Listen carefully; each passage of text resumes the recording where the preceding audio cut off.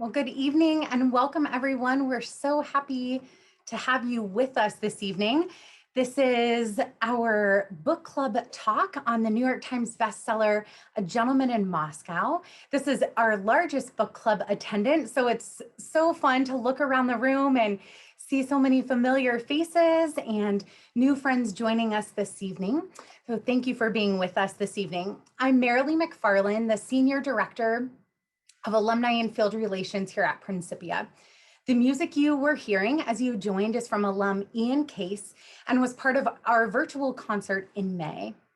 We are thrilled that you're a part of this book club tonight, which will be led by our distinguished guest, the book editor from the Christian Science Monitor, April Austin. We hope that you enjoyed diving into this book as much as we did. The event this evening is part of the Monitor Night Live Week hosted by Principia College.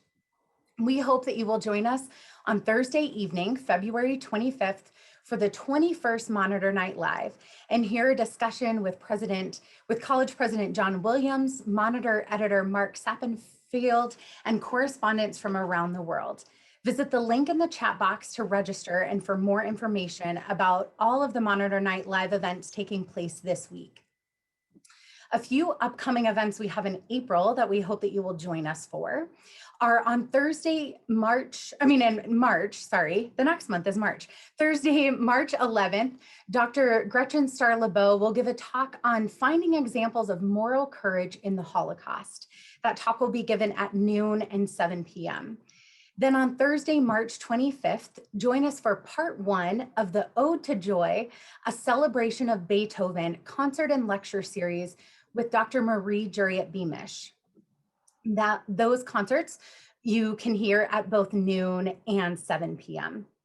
We're also happy to announce that our March book club pick is the New York Times bestseller, His Truth is Marching On, John Lewis and the Power of Hope by John Meacham. The book talk will be led by former history professor, Dr. John Glenn.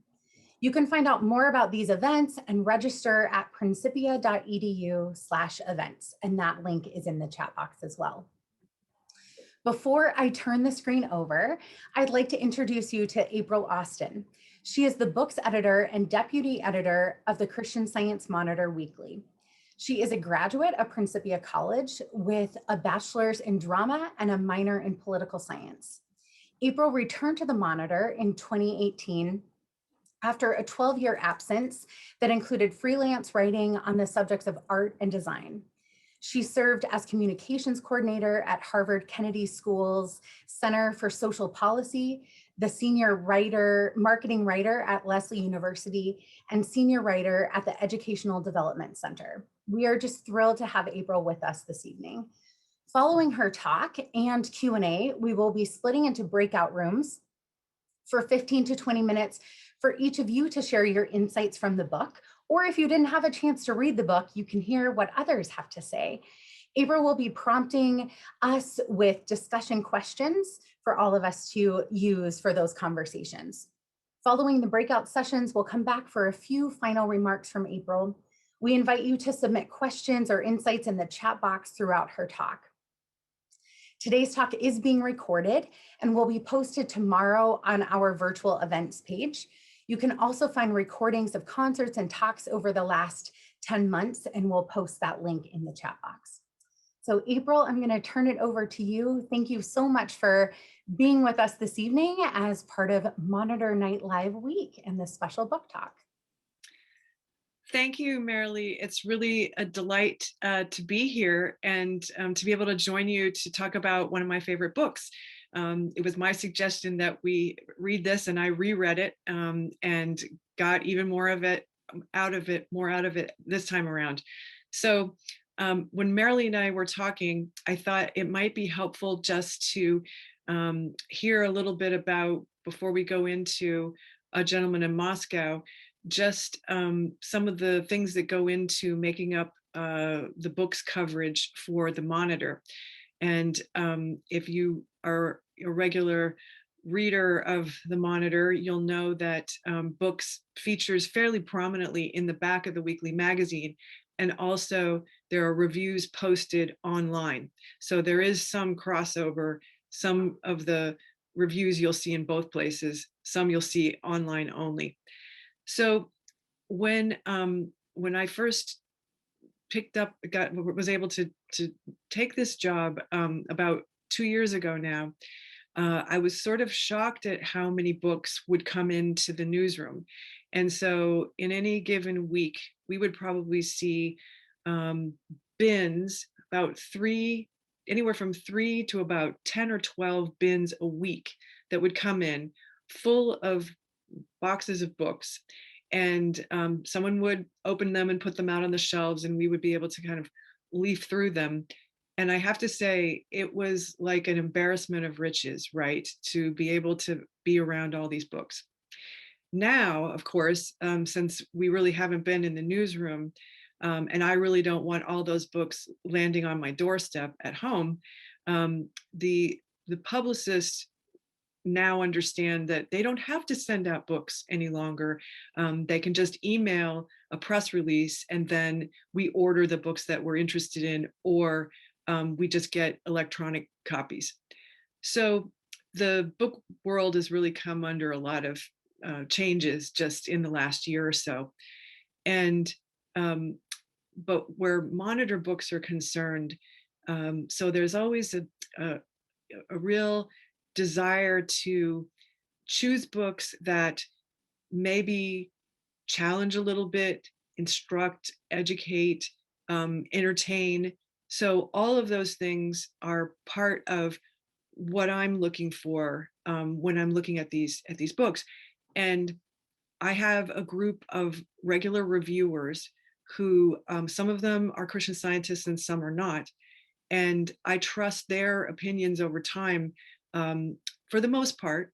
And I send out 20 to 25 books a month to this group of reviewers, and then they kind of report back. So not everything that I send out gets reviewed. Sometimes they come back to me and say, this one's just not. It's too depressing, or there's something that it doesn't feel quite workable in this plot. And so we would then skip it, because we're not reviewing things that we would want to tear down in the way that some outlets criticize books. So the thing that I'm looking for is, what kind of movement does a character go through? And particularly, obviously, in fiction. Fiction is the trickiest for the monitor, because we're looking at you know a situation in which all of these things that are happening in this novel, what do they represent? What is interesting about them? What do they tell us about humanity? And we're looking for the character develops over time, and if they're starting in one place, they don't end up in that place at the end of the book. That's what makes an interesting trajectory. And hopefully, if they've started mired in something, they have come to some sort of self-knowledge by the end of it. So if a book can kind of do those things, then we're really interested in that. And sometimes the fiction, I say, in particular, just because the monitor reviews a book, it's not automatically a recommendation. And if we recommend a book, that doesn't mean that every book is perfect for everybody. So what I'm hoping people will do is read the reviews very carefully, and then maybe check out an excerpt of the book before deciding whether they want to read it or not. So I'm trying to offer a chance for people to stretch a little bit sometimes, to have a really comfy, just put your feet up on the coffee table and enjoy a read. Could be a well-written beach read. I'm not opposed to those at all. And certainly the sweet spot for the monitor is nonfiction, memoirs, biographies. I don't want to place too much emphasis on fiction, because there's so much in nonfiction that tells us so much about where we've been and where we're going. And so I'm agnostic in terms of fiction or nonfiction. I'll read it all. It's really very important to have this kind of balanced palette. And so in any one given month, there might be some books that are, like you'll have a bunch of short stories. You'll be like, why did those all come in one month? Well, because that's how it was put forward by the publisher. And then other times there'll be some really tremendous biographies. So we're just trying to come up with a balance and a variety.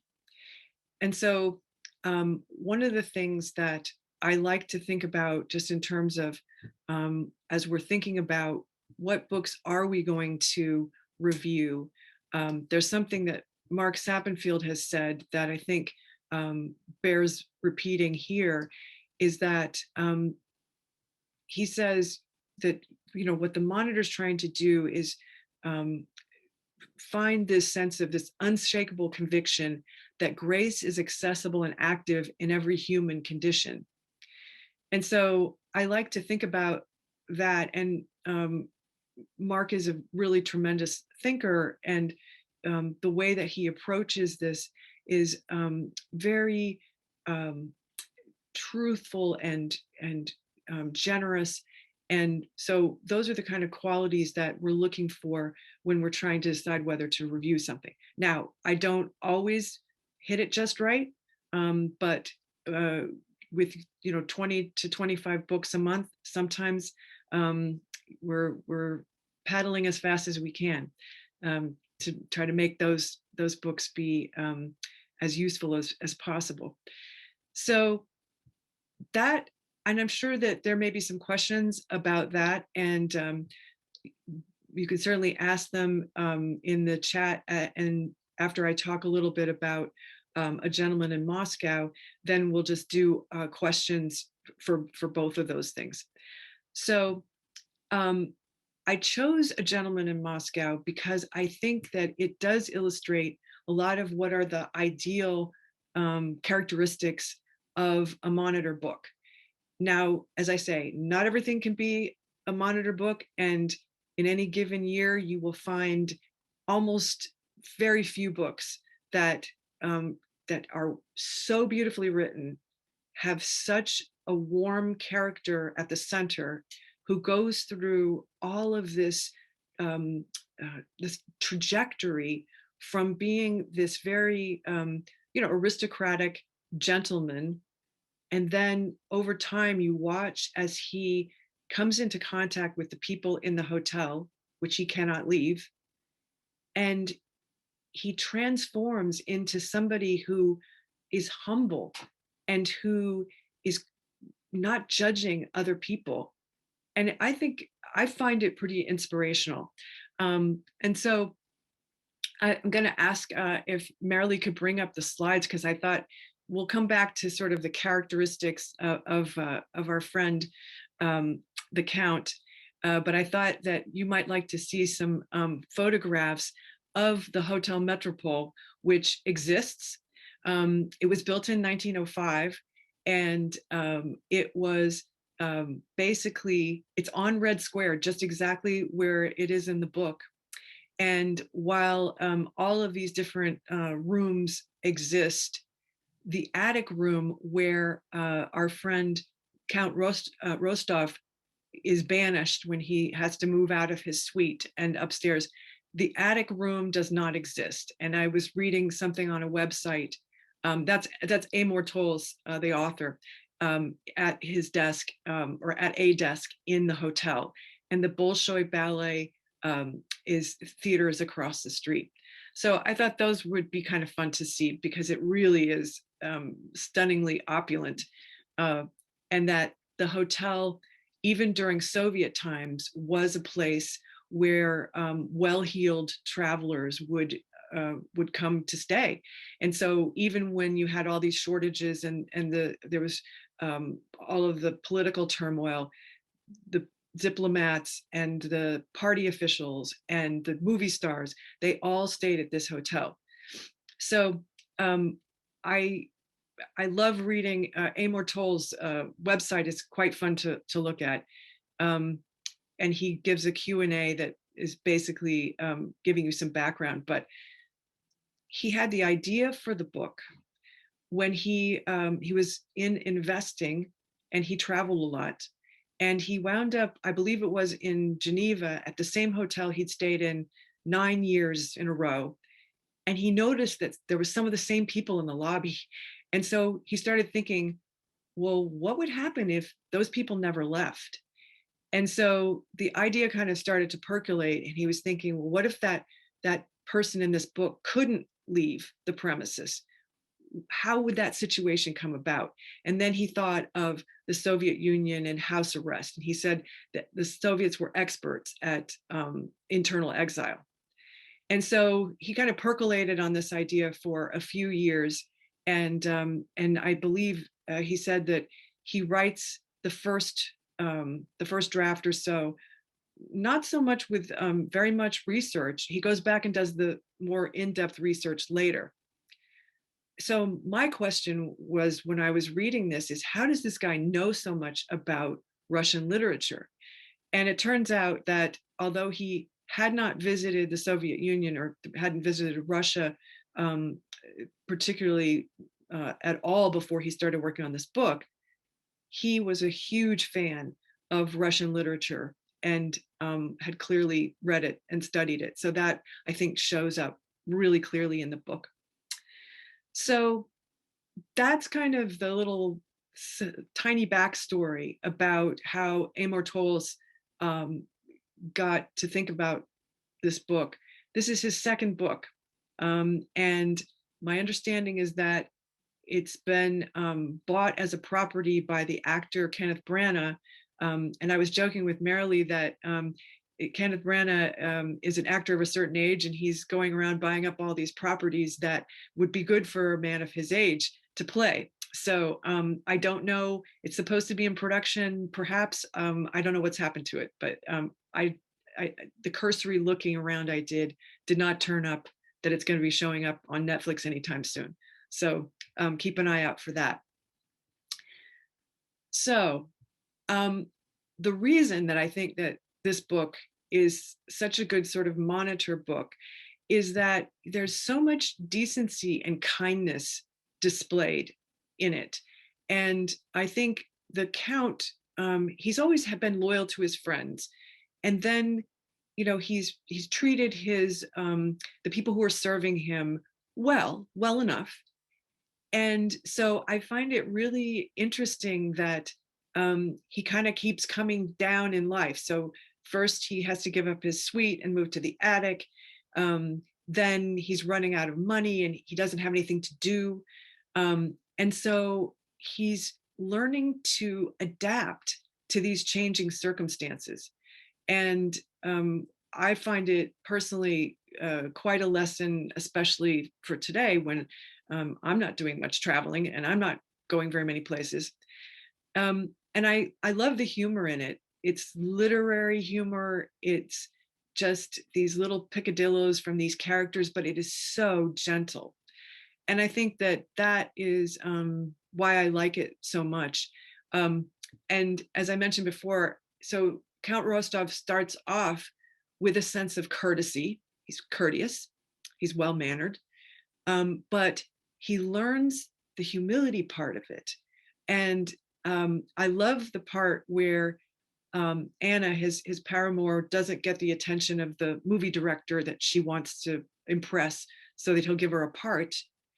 And so there's a part where Anna's walking across the lobby of the hotel and she spies the Count and she says, you know, you always seem to be there when I'm humiliated.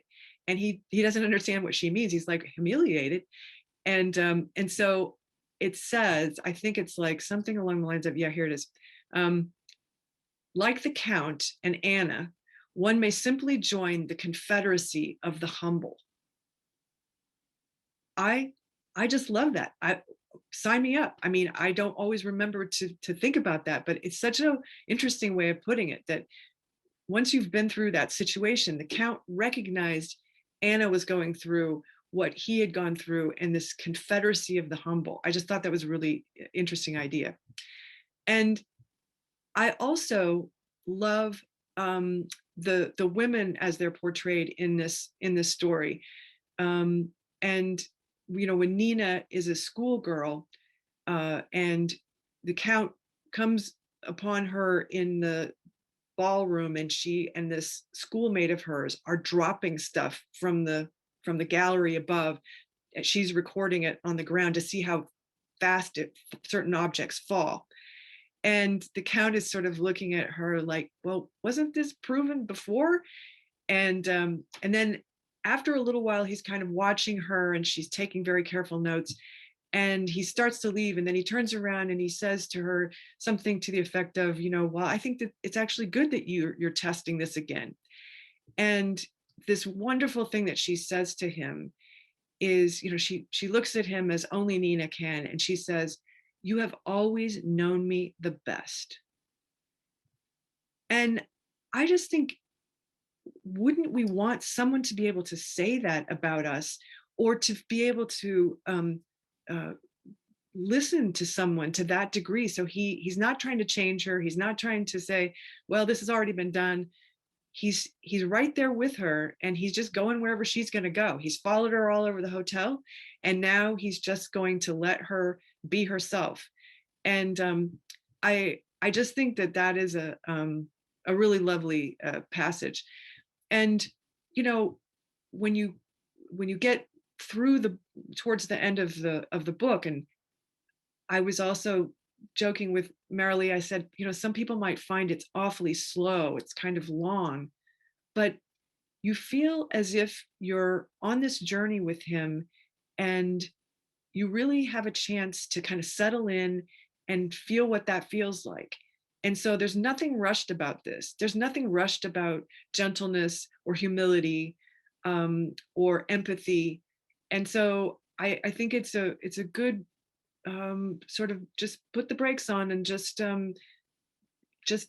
imbibe what this atmosphere is. And of course, you've got the whole thing of Russian history going kind of off stage, but it impacts the Count in a great number of ways.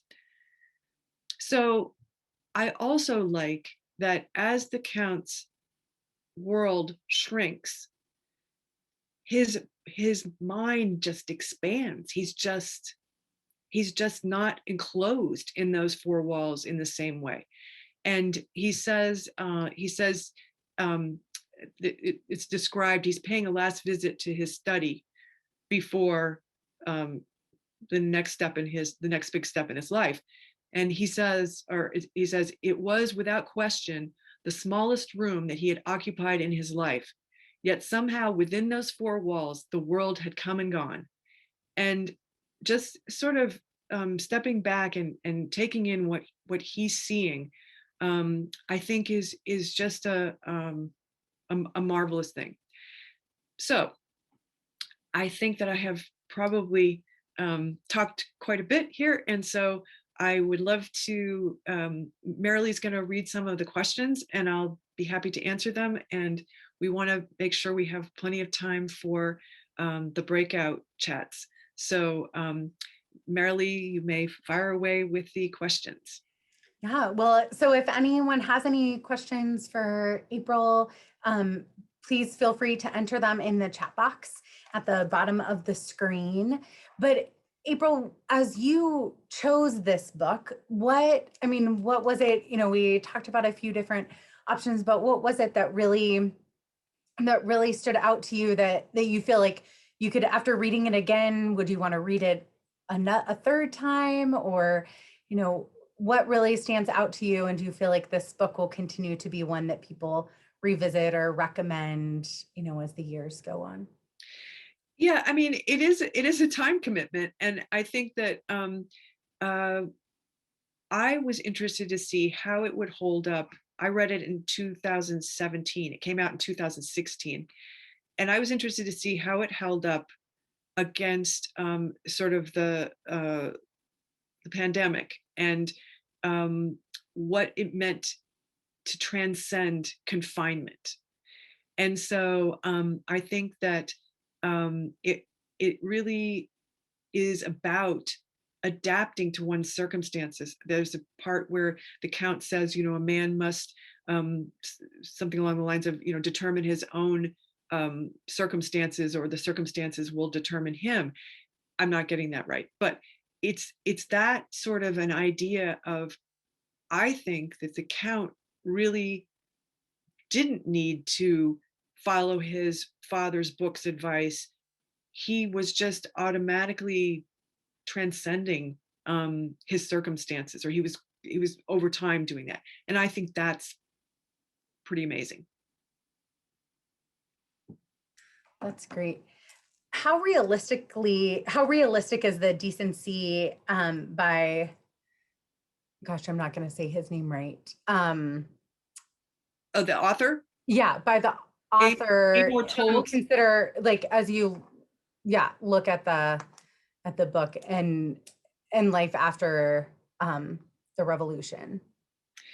Yeah, so I am not an expert on Russian history, and I think that what I remember reading is that the author had a friend who was in the diplomatic corps who had served in Moscow, and so he had picked his brain. So I suspect that there was some poetic license going on there, but that the history is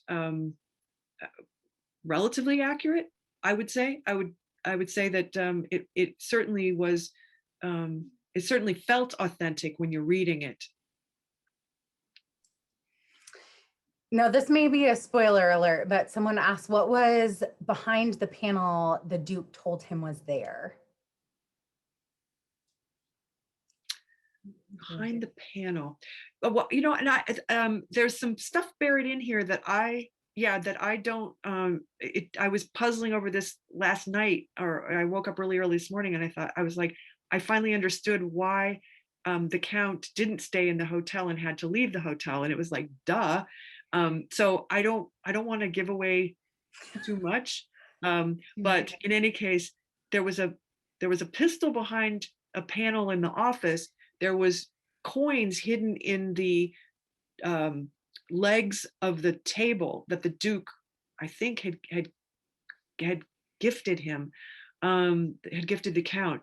But I don't know about the panel. And it's like, I was reading faster this time around, so I probably missed some stuff.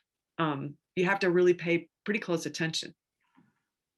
That's great. So before we go into the breakout rooms, and this is one of my questions and someone just asked it. So they loved the book and wondered, is there another book that touched you in a similar way? Whether and then in turn, like, what would you recommend that we be reading right now? Yeah, I mean, that one is just so far and away. That would be,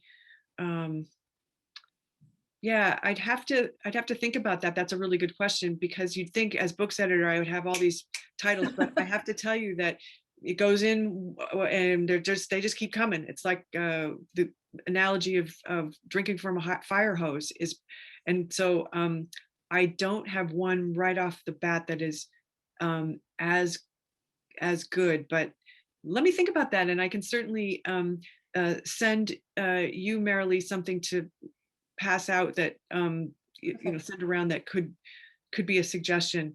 I should have come prepared with some additional books. That's great. That's great. Well, what we're going to do now is go into breakout rooms. So I'm going to create the rooms, and then we will be in them for about 20 minutes. And then we'll all come back, and April will have a few closing comments. She's going to bounce around to the various different rooms. We encourage you to turn on your camera and unmute yourself. And again, no need to leave if you didn't have a chance to read the book. And then we'll be publishing some of the questions that April has for us based on the book. So looking forward to, or you can share what book you think you would recommend that you think people should be reading right now. So you should see an option popping up on your screen, and then we encourage you all to join the breakout rooms now. So it's great to pop in and hear little bits and pieces. It sounds like that there's still some people who haven't read the book, which is absolutely fine, and some people who are looking for some inspiration to finish the book. And so I would say, it hits you a certain way or it doesn't. And so if you feel like you got to walk away from it and read something a little bit more exciting, then go for it. But I would say that it's just a treat to be able to talk about characters that are so rich and relationships that are so rich in this book. And so, if you need plot, this is not the book for you. But if you would like to have, ideally, you would have relationships and plot. But this is, a slow journey, and if you're not in the mood, don't worry about it. But I really, really enjoyed talking about it with you, and I think that books are just such an opportunity to get into other people's lives and what they're thinking, and other eras of history. And so it's a win-win, whether you page through a chapter of it or read the whole thing, or go looking for something that is more to your taste. There's room for all of those books out there. So thank you again. I'm really glad to be here, and I really appreciated the chance to come and speak with you. Thanks so much. Well, wonderful. Well, thank you so much, April. And I think people are putting some recommendations in the chat box of books that they would recommend to the group. And it sounds like Amor Toll has a new book coming out. Someone just commented. So looking forward to reading that. So if you have other book recommendations, feel free to add them into the chat box. And then we hope that you all will join us for Monitor Night Live on Thursday evening, and then read our March book club pick and join us for that discussion and presentation. That's going to be as a webinar format with Dr. John Glenn, a former Principia College history professor. And the book that we're reading is His Truth is Marching On, John Lewis and the Power of Hope by John Meacham. And be sure to check out the Monitor review of that book. So for more details on the upcoming events, visit principia.edu/events. And we will look forward to seeing everybody Thursday for Monitor Night Live and all of the other events coming up in March. And stay tuned for lots more moving forward. So April, thank you again so much for your time this evening. And thank you all for joining us, and have a lovely evening. Bye.